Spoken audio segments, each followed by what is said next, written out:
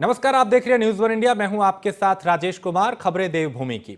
देहरादून में मुख्यमंत्री पुष्कर सिंह धामी ने सचिवालय में सहकारिता विभाग की समीक्षा बैठक की और इस बैठक के बाद मुख्यमंत्री ने कहा कि राज्य सरकार प्रदेश में 50,000 नए पॉली हाउस लगाने जा रही है। सहकारिता विभाग किसानों के बीच तेजी से काम कर रहा है और कीवी और एप्पल की खेती को बढ़ावा देने के लिए भी सरकार लगातार प्रयास कर रही है। सहकारिता विभाग नोडल एजेंसी है और सीएम ने आज किसान दिवस पर यह ऐलान किया।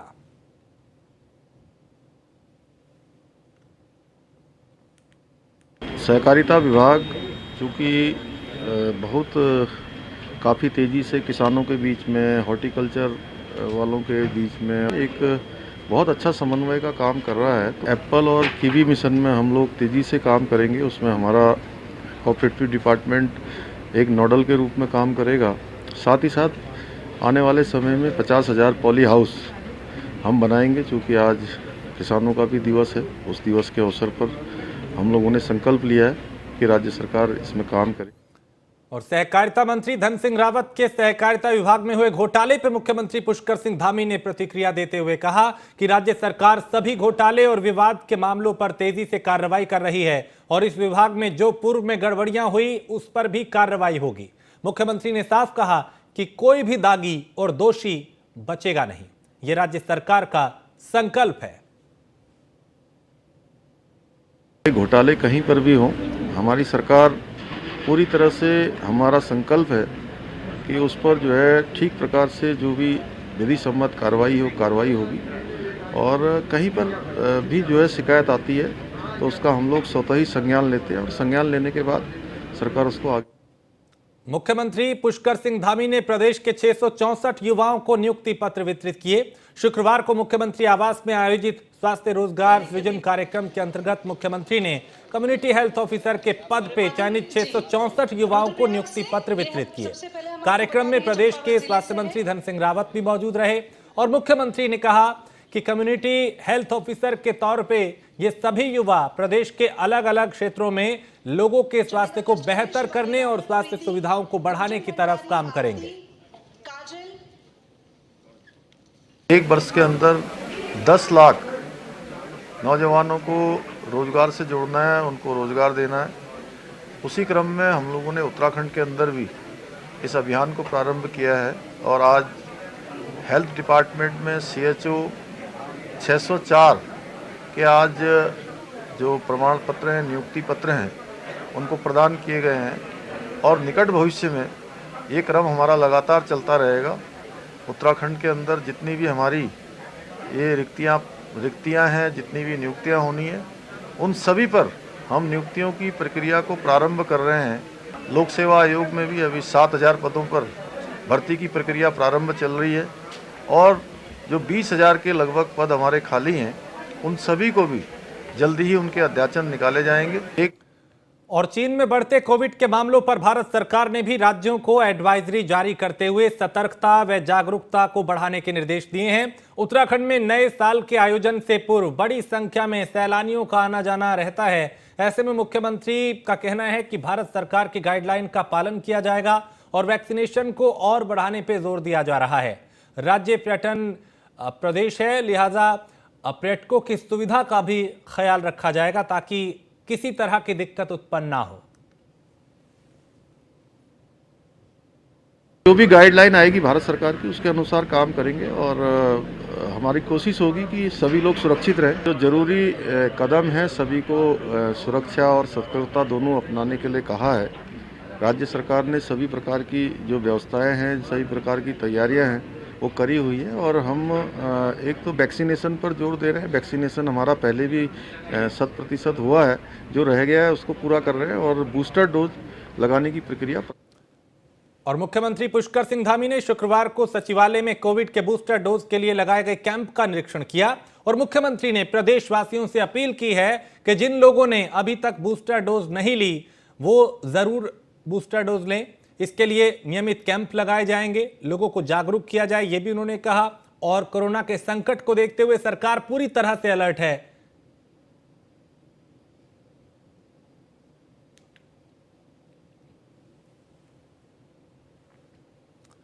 मुख्यमंत्री पुष्कर सिंह धामी के निर्देश के बाद कोरोना पे प्रभावी नियंत्रण के लिए स्वास्थ्य विभाग पूरी तरह से अलर्ट है और स्वास्थ्य सचिव डॉक्टर आर राजेश कुमार ने कोरोना की रोकथाम के लिए सभी विभागीय अधिकारियों को सतर्क रहने को कहा। और आर राजेश कुमार के मुताबिक केंद्रीय स्वास्थ्य सचिव से प्राप्त हुए निर्देश के क्रम में उत्तराखंड में कोरोना की रोकथाम के लिए हर संभव प्रयास किए जाएंगे। टेस्टिंग और वैक्सीनेशन को बढ़ावा दिया जा रहा है। इतना ही नहीं, मौजूदा वक्त में जो भी कोरोना पॉजिटिव के मामले सामने आ रहे हैं उन सभी केस को अल्मोड़ा, हल्द्वानी, श्रीनगर और देहरादून के मेडिकल कॉलेज की लैब में जीनोम सीक्वेंसिंग के लिए भेजा जाएगा। भारत सरकार के स्वास्थ्य सचिव महोदय से एक जनरल इंस्ट्रक्शंस हमारे पास आए हैं। उसमें दो चीज़ों पे स्ट्रेस किया गया है। एक तो सर्वेलेंस को स्ट्रेंथन करने की बात कही गई है और वैक्सीनेशन को बढ़ाने की बात कही गई है।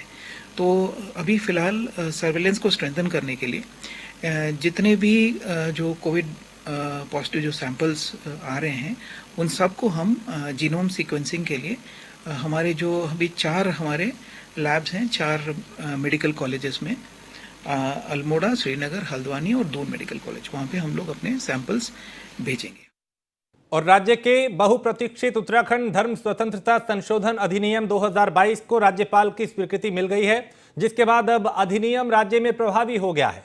मुख्यमंत्री धामी का कहना है कि उत्तराखंड में धर्मांतरण कानून की सख्त जरूरत थी और ये देखने में आ रहा था कि लोगों को लालच देकर तेजी के साथ धर्मांतरण करवाया जा रहा था, उनका धर्म परिवर्तन करवाया जा रहा था।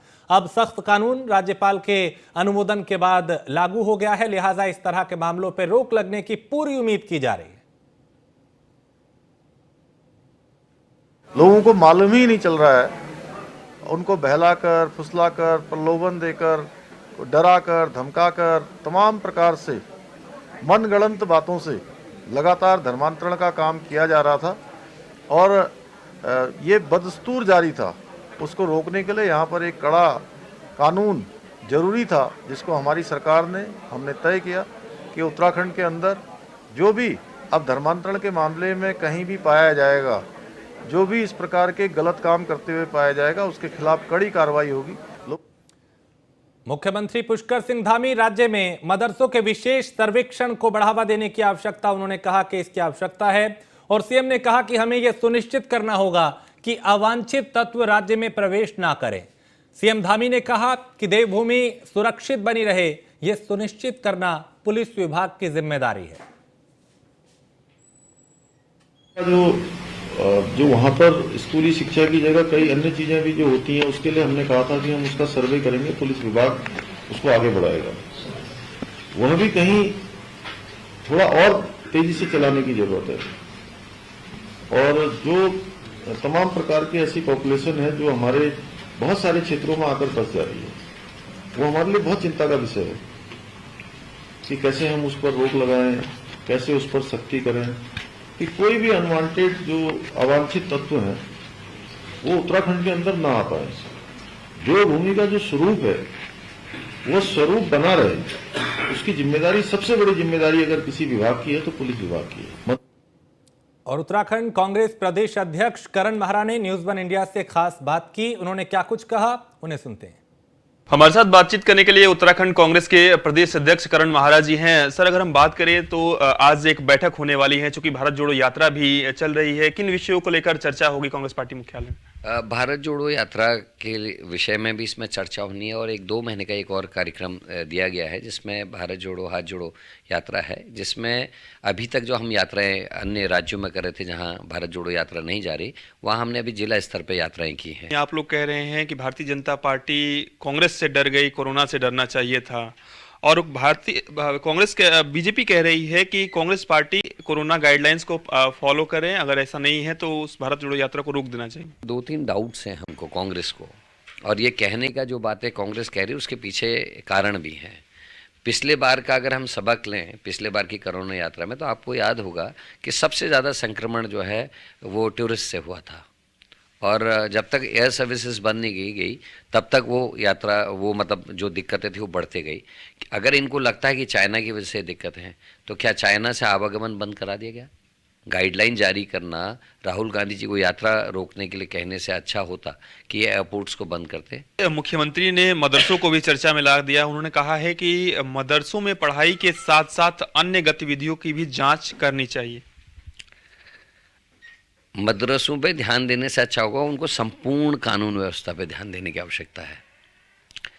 उनके सारे कदम और जितने अभी तक उन्होंने चीज़ें उठाई हैं, स्टेप्स उठाए हैं, वो सारा ऐसा लगता है वोटों के ध्रुवीकरण के अलावा कुछ नहीं। कभी मज़ार की बात करते हैं, कभी जबरन धर्मांतरण की बात करते हैं, कभी मदरसों की बात करते हैं। अरे भाई, उसकी भी बात कर लो। जब यूपी की पुलिस को आके आतंकवादियों को हरिद्वार में पकड़ना पड़ा, आपको बिना जानकारी में दिए हुए पुलिस को, उत्तराखंड की पुलिस को कॉन्फिडेंस में लिए हुए यूपी की पुलिस आके उधम सिंह नगर में गोलियां चला जाती है और एक देश प्रमुख की पत्नी मर जाती है, उस पर भी ध्यान ले लीजिए। और जिससे वहाँ के जनजीवन का जीवन आसान हो, वो सुरक्षित रह सके। अंकिता जैसे केस दोबारा ना हो, कोई वीआईपी दोबारा से किसी बच्ची को ऐसी दशा में लाने की कोशिश ना करे। इन चीज़ों में मेरे माननीय मुख्यमंत्री जी को ध्यान देना चाहिए। धन्यवाद सर। तो ये थे हमारे साथ उत्तराखंड के कांग्रेस के प्रदेश अध्यक्ष करण महाराज, जिनका साफ तौर पे कहना है कि उत्तराखंड के मुख्यमंत्री पुष्कर सिंह धामी को मदरसों और तमाम चीजों से बचना चाहिए, उत्तराखंड के विकास में ध्यान देना चाहिए। वीडियो जर्नलिस्ट हिमांशु के साथ पीयूष तिवारी, नई दिल्ली। और बीजेपी के नवनियुक्त जिलाध्यक्ष प्रताप बिष्ट के कालाडूंगी पहुंचने पर विधायक बंशीधर भगत और कार्यकर्ताओं ने उनका जोरदार स्वागत किया। कार्यक्रम में बीजेपी जिलाध्यक्ष ने कार्यकर्ताओं को संबोधित करते हुए उन्हें एकजुट रहने को कहा।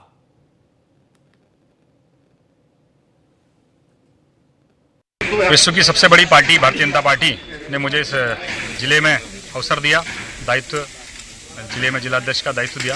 निश्चित तौर पर मैं धन्यवाद करता हूं अपने केंद्रीय नेतृत्व का, प्रदेश नेतृत्व का। और यहाँ मेरा प्रयास है कि मैं कार्यकर्ताओं के बीच में आकर के अपनी रचना योजना, अपने विषय पर बातचीत करके उनसे परिचय का भी मेरा एक कार्यक्रम था। और एक अच्छा विषय रहा कि हमारी मन की बात शीघ्र ही हमारे होने वाली संपन्न, उसके विषय में भी हमने यहाँ व्यापक रूप से। सोबन सिंह जीना विश्वविद्यालय के अल्मोड़ा कैंपस में छात्र संघ चुनाव में अध्यक्ष, महासचिव समेत कई पदों के होने वाले चुनाव के लिए शुक्रवार को दिन भर उम्मीदवारों ने जुलूस निकाल के शक्ति प्रदर्शन किया। वहीं कानून व्यवस्था बनाने के लिए विश्वविद्यालय परिसर में पुलिस फोर्स तैनात रही और कैंपस में इस बार छात्र संघ के अध्यक्ष समेत 5 पदों के लिए कुल 12 उम्मीदवार मैदान में हैं। अध्यक्ष पद पे एबीवीपी और एनएसयूआई में सीधी टक्कर है।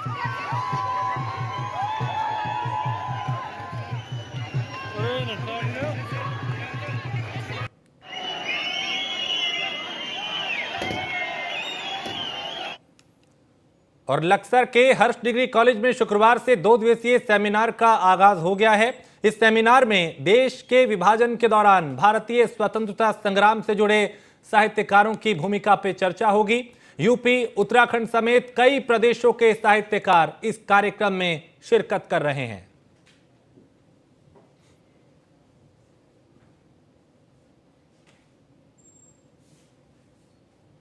महोत्सव बना रहा है पूरा। कुछ भारत में ऐसे थे कि अनछू जो पहलू थे, उन पहलुओं को बाहर नहीं आ पाया कि जो स्वतंत्रता संग्राम में जिन लोगों ने अपना बहुत अहम योगदान दिया, ट्राइबल्स में अपना बहुत बड़ा योगदान दिया, उनके साहित्य ने बहुत बड़ा अपना योगदान दिया, लेकिन उस योगदान को कहीं भी आज तक किसी किताब में वो छप नहीं पाया। तो हमारी कोशिश है जो ऐसे अनछू पहलू जो कहीं छूट गए हैं, कहीं रह गए स्वतंत्रता संग्राम में, स्वतंत्रता संघर्ष में, उनको बाहर लाने का इस 2 दिवसीय राष्ट्रीय जो संगोष्ठी हो रही है उसमें चिंतन मंथन होगा और उसमें जो भी निचोड़ निकल के बाहर आएगा उसको हम शासन, प्रशासन और ICSSR नई दिल्ली भेजेंगे ताकि नई चीजें निकल कर सामने आए। भारत तो मुझे बताने की आवश्यकता इसलिए भी नहीं है क्योंकि इसका जो टॉपिक या शीर्षक है वो अपने आप में इसका पूरा पर्पस और उद्देश्य बता दे रहा है। और रही बात कि इसका उद्देश्य, जैसे कि हम सभी जानते हैं, अभी प्रिंसिपल सर ने भी बताया कि हमारा जो 75वां अमृत महोत्सव है उसका सेलिब्रेशन आयोजन चल रहा है। तो उसी के लिए बहुत सारे ऐसे अनछुए पहलू और बहुत सारे चेहरे रह गए हैं जो आज भी अंधकार में ढके हुए हैं, छिपे हुए हैं। तो उन सबको निकालने का, उन सबको बाहर लाने का एक माध्यम है जिसको सही मायने में देखा जाए तो लेखकों ने अपनी कलम के जरिए और जो डायरेक्टर प्रोड्यूसर फिल्म है उन्होंने अपने पर्दे के जरिए एक बाहर निकाल। उत्तराखंड विधानसभा से बर्खास्त कर्मचारियों का धरना प्रदर्शन जारी है और अनिश्चितकालीन धरने का आज 5वां दिन रहा। विधानसभा के बाहर अपने परिजनों के साथ प्रदर्शन इन्होंने किया। मंत्री प्रसाद नैथानी ने बर्खास्त कर्मचारियों को अपना समर्थन दिया। 5वें दिन भी ये विरोध प्रदर्शन जारी रहा। तो मंत्री प्रसाद नैथानी ने कर्मचारियों को अपना समर्थन दिया। तो उत्तराखंड विधानसभा से बर्खास्त कर्मचारियों के धरने प्रदर्शन का आज 5वां दिन था, जिसमें ये कर्मचारी अपने परिवार के लोगों के साथ यहां धरने पर बैठे हैं।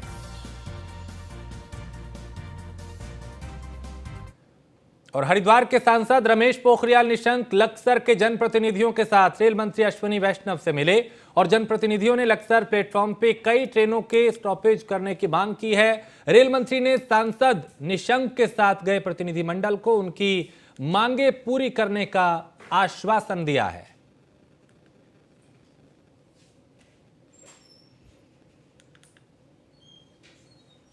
और उत्तराखंड में 22 से 30 दिसंबर तक मौसम को लेकर कोई विशेष एक्टिविटी देखने को नहीं मिलेगी।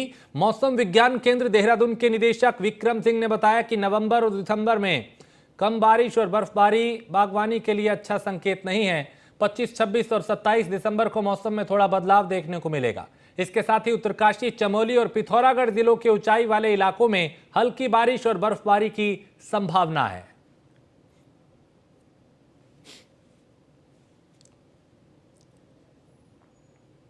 देख रहे हैं कि अभी तक कुछ रेनफॉल एक्टिविटी या स्नोफॉल एक्टिविटी प्रदेश में नहीं मिली उत्तराखंड में, और इसी तरह की जो सिचुएशन है वो करीब नवंबर में भी रही है। तो ये कहीं ना कहीं जो कम रेनफॉल एक्टिविटी है, स्नोफॉल एक्टिविटी, ये कृषि और बागवानी के लिए भी जो है अच्छा नहीं है। और आगे भी जो है एक्टिविटी, अगर एक वीक में बात करूँ, आज 22 से लेकर 30 तारीख तक के बीच में, तो कोई विशेष एक्टिविटी नहीं है। 25 को आप देखेंगे थोड़ी बदली छाएगी, 26 को भी रहेगी, और छुटपुट लाइट एक्टिविटी रेन या स्नो की जो हाई रीचेज है उत्तरकाशी, चमोली, पिथौरागढ़ डिस्ट्रिक्ट की, उनमें थोड़ी बहुत हल्की या हल्की एक्टिविटी कहीं कहीं पर वो मिल सकती है। अल्मोड़ा परिवहन निगम में 40 बसों के संचालन के लिए कर्मचारियों की कमी के चलते कई बसों के पहिए जाम हैं, जिससे निगम को आर्थिक नुकसान के साथ ही जनता को भी परेशानियों का सामना करना पड़ रहा है। अल्मोड़ा डिपो में लंबी और पर्वतीय रूट की बस संचालन के लिए 100 से अधिक चालकों की आवश्यकता है और इसमें करीब 40 चालक कार्यरत हैं, लेकिन सरकार द्वारा अब तक कोई कार्रवाई नहीं हो सकी है, जबकि कई बार कर्मचारियों के पद को भरने का आश्वासन दिया जाता रहा है।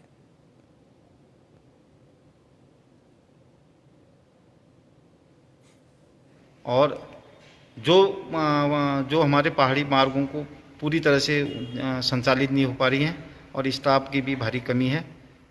सरकार से मांग है कि जल्दी से जल्दी सभी मार्गों पर बसें चलाई जाएं, कर्मचारियों को अधिक से अधिक निगम में नियुक्तियां दी जाए। कालाडूंगी में पुलिस विभाग ने रात्रि चौपाल लगा के जन संवाद किया और जनता की समस्याओं को सुना। चौपाल में नशे के बढ़ते प्रचलन की समस्या सबसे अहम रही। पुलिस विभाग द्वारा समाज में बढ़ते नशे को रोकने और खत्म करने के लिए जनप्रतिनिधियों और जनता से सहयोग मांगा गया। जो जनता से जो मुझे फीडबैक मिला है उसमें यही बताया गया है कि यहाँ पर जो स्मैक की, जो नशे की मुख्य समस्या है, और जनता द्वारा ये भी अवगत कराया गया कि यहाँ पर जो एसओ आए हैं उन्होंने काफ़ी कंट्रोल भी किया है और वाकई में काफ़ी सारे लोगों को जेल के सलाखों के पीछे भेजा गया है। हमारा पुलिस विभाग का ये लगातार अभियान जारी रहेगा और इसमें मैं पब्लिक से भी अपेक्षा करता हूं कि जो भी उनके पास सूचना है नशे से संबंधित, उसकी सूचनाएं हमें पुलिस विभाग को दें और हम उनके विरुद्ध कार्रवाई करेंगे। और नैनीताल में क्रिसमस और नए साल पे पर्यटकों के लिए जिला प्रशासन द्वारा इंतजाम किए जा रहे हैं। पुलिस लाइन में पुलिस विभाग ने होटल एसोसिएशन के साथ एक बैठक की। इस बैठक में फैसला लिया गया कि नैनीताल में जो भी पार्किंग है उन पार्किंग में वाहन खड़े किए जाएंगे। अगर उसके बाद भी पार्किंग फुल हो जाती है तो वाहनों को नैनीताल में प्रवेश नहीं दिया जाएगा। अगर पर्यटक नो पार्किंग जोन में गाड़ी खड़ी करते हैं तो चालान की कार्रवाई होगी। ईयर के समय पे काफ़ी छुट्टियां हैं और इस समय काफ़ी टूरिस्टों के आने की संभावना नैनीताल में है। इस अवधि में क्या ट्रैफिक प्लान रहेगा, इसके लिए नैनीताल जनपद के द्वारा एक डिटेल्ड ट्रैफिक प्लान बनाया गया है। इसको ज़रूर आप अध्ययन कर लें अगर आप इस बीच में आप नैनीताल आना चाहते हैं। आप लोगों को के संज्ञान में ये चीज़ें लाना चाहते हैं कि यदि नैनीताल के अंदर आप आएंगे तो जब तक पार्किंग अंदर है तब तक आपके वाहनों को अंदर आने दिया जाएगा। और ध्यान रहे नैनीताल में पार्किंग की सुविधा लिमिटेड है, लगभग 1100 वाहन ही पार्क हो सकते हैं। इसके बाद रूसी 1 और रूसी 2 पे गाड़ियों की अपर पुलिस अधीक्षक पौड़ी शेखर चंद्र सुवाल ने कोतवाली पौड़ी का निरीक्षण किया। इस दौरान उन्होंने कोतवाली में मालखाना, अभिलेख, थाना परिसर में साफ सफाई और व्यवस्थाओं को भी यहां पे जाना। डिप्टी एसपी ने पुलिसकर्मियों की समस्याएं भी सुनी। उन्होंने कहा कि ड्यूटी और तलाशी के दौरान पुलिसकर्मी आम जनता से शालीनता से पेश आएं और पीड़ितों की सहायता करें। पुलिस की रूटीन वर्क होते हैं, हाफ ईयरली हमें भी निरीक्षण करना होता है। तो चूंकि ज़िले की मेन कोतवाली है तो आज मैं यहाँ पहुँचा हूँ। काफ़ी हद तक जो फिजिकल इंस्पेक्शन है पूरी बिल्डिंग का, हम जहाँ हमारे सिपाही रहते हैं बैरक का, और इंफ्रास्ट्रक्चर वाइज सब कुछ ठीक है। चूँकि थोड़ा पुरानी बिल्डिंग है, कुछ दिक्कतें ज़रूर हैं, लेकिन अपने एफर्ट से जो बेस्ट हो सकता है अपने कर्मचारियों के लिए वो इंस्पेक्टर साहब ने किया हुआ है। वेपनों का निरीक्षण हो गया, एकदम ओके हैं सारी चीज़ें। बाकी रिकॉर्ड अभी मेरे द्वारा देखा जाएगा। तो अभी तक सब बहुत बढ़िया और दुरुस्त है। पुलिस की और शीतलहर से जनता को बचाने के लिए जरूरी व्यवस्थाएं की जा रही हैं और 10 लाख रुपए का अतिरिक्त बजट दिया गया है। सचिव आपदा प्रबंधन डॉक्टर रंजीत सिन्हा ने राज्य के सभी जिलाधिकारियों को निर्देश दिए हैं कि सभी तहसीलों में अस्थायी रैन बसेरों की व्यवस्था की जाए, साथ ही उसमें अलाव की व्यवस्था हो और लोगों को सुविधाएं दी जाएं। शीतलहर का प्रकोप अभी और बढ़ने वाली है, उसके ध्यान में रखते हुए हमने सारे जनपद के सारे विभागों के अधिकारियों के साथ, जिसमें डीएम्स भी सम्मिलित थे, सबके साथ हमने बैठक करी। बैठक ऑनलाइन थी। इसमें हमने कुछ विचार विमर्श हुआ और कुछ महत्वपूर्ण निर्देश दिए गए हैं। एक तो कोई भी व्यक्ति जनपद पूरे प्रदेश में बाहर ठंड में ना सोए, गर्म कपड़े उनके पास उपलब्ध हों। इसके लिए 2-3 व्यवस्था हमने सबको सुझाया है और सारे लोग कार्रवाई कर भी रहे हैं और जो कुछ कमियां हैं उसको भी पूरा कर लेंगे। एक तो सबको कंबल वितरण, जिसके लिए हमने अभी 5-5 लाख रुपये दिए हैं जनपदों में और 10-10 लाख रुपये और दे रहे हैं। साथ ही रैन बसेरे की व्यवस्था, जनपदों में रैन बसेरों की व्यवस्था है, परमानेंट भी है और कहीं जरूरत पड़ी है तो टेम्परेरी व्यवस्था करी गई है। हमने ये भी कहा है कि और जरूरत पड़े तो और भी व्यवस्था कर लें। टिहरी के नरेंद्र नगर के पालिका मैदान में 2 दिवसीय जिला स्तरीय इंस्पायर अवार्ड प्रदर्शनी एवं प्रोजेक्ट प्रतियोगिता का शुभारंभ किया गया और इसमें कई सांस्कृतिक कार्यक्रम भी हुए। कैबिनेट मंत्री सुबोध उनियाल ने इस प्रतियोगिता का उद्घाटन किया। इस प्रतियोगिता में जिले के 9 विकास खंडों से 228 बच्चों ने शानदार प्रोजेक्ट्स प्रदर्शित किए। जिला, प्रदेश और राष्ट्रीय स्तर पर चयनित प्रत्येक बच्चे को 10,000, 20,000 और 50,000 की धनराशि प्रोत्साहन के रूप में मिली। इंस्पायर भारत सरकार का एक अभिनव कार्यक्रम है जिसमें कम उम्र के विद्यार्थियों को विज्ञान अध्ययन एवं अनुसंधान के लिए प्रेरित किया जाता है। इंस्पायर अवार्ड के अंतर्गत पूरे देश में 10 लाख विद्यार्थियों से उनकी आइडिया मांगी जाती है। टिहरी जनपद ने पिछले साल लगभग 3200 बच्चों की इनोवेटिव आइडिया भारत सरकार को भेजी थी, जिसमें 228 बच्चों की आइडिया भारत सरकार ने चयनित की और उन्हें 10,000 रुपये पुरस्कार स्वरूप दिए। अपनी आइडिया पर प्रदर्शन बना के बच्चे इस प्रदर्शनी में प्रतिभाग कर रहे हैं। बच्चों में बहुत उत्साह है। मैं अपने दिल से शुक्रिया अदा करना चाहता हूँ इंस्पायर अवार्ड मानक का, क्योंकि हमारे दिमाग में जो आइडिया आता है ये हमें मंच प्रदान करता है, जिसके कारण हम आइडिया को प्रस्तुत कर पाते हैं। और अगर इसी तरीके से इंस्पायर अवार्ड मानक हमें अपॉर्चुनिटी देता रहे जिससे कि वे अपने आइडिया को प्रस्तुत कर पाते हैं। इस पूरे प्रोजेक्ट को बनाने के समय में मैंने काफ़ी सारी चीज़ें सीखी हैं और यहाँ आकर मैंने दूसरे बच्चों के प्रोजेक्ट्स देखकर उनसे इतना कुछ सीखा, इतना उनसे प्रोजेक्ट से लगाव है मुझे कि मैं साइंस के बारे में और जानना चाहता हूँ। मैं और जागरूक हुआ हूँ इस अपॉर्चुनिटी के द्वारा।